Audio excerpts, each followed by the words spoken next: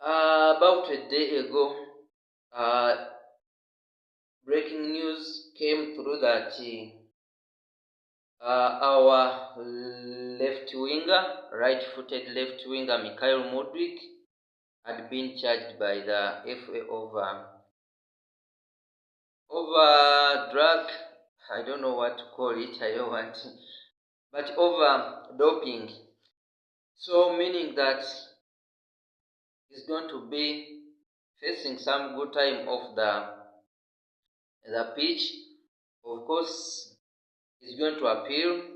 I add that his Lego team is the very team that represented Paul Pogba. Paul Pogba has, of course, missed lots of years of football.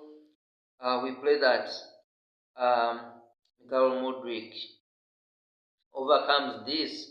And how really does this happen? Normally, the players that are found guilty of such charges are players that are a bit of struggling during that time. Like we saw for Pogba, he wasn't at the height of his game when this happened, because at Manchester United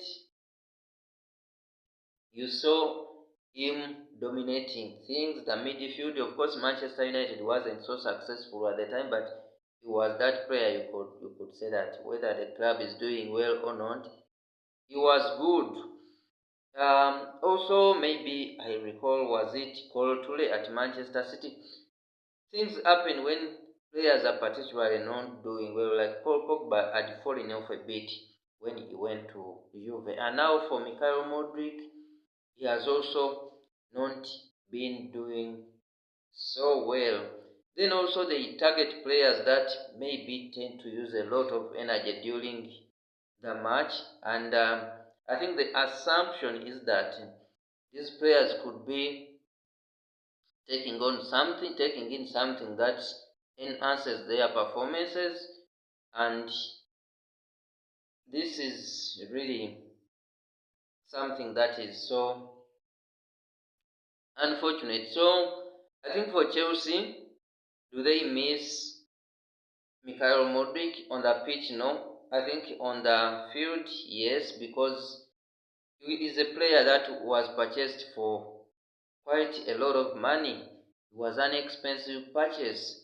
And if he's on the sideline, it means that his value is declining exponential. And by the time his ban period expires, what will be left of him? He signed a long contract, I think 7 years. He has taken maybe 2.5. By the time that period ends, he will have maybe 1 year left on his contract. So, do teams consider such instances when they are signing players or when they are giving contracts to players? Maybe they do, because that's really an important aspect.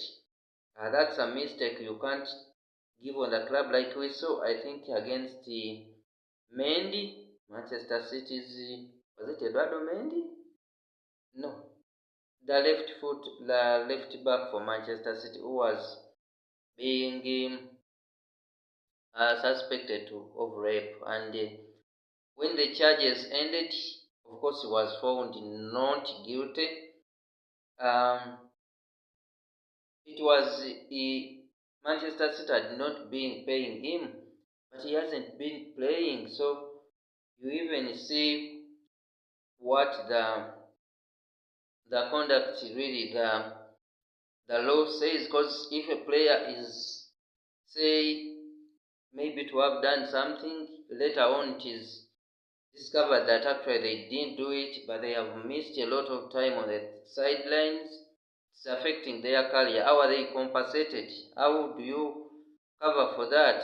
So maybe FIFA and the law should put provision for that, but we also can't have someone, maybe what if they were found guilty? So you consider both situations. And that is it for Mykhailo Mudryk. Chelsea won't miss him.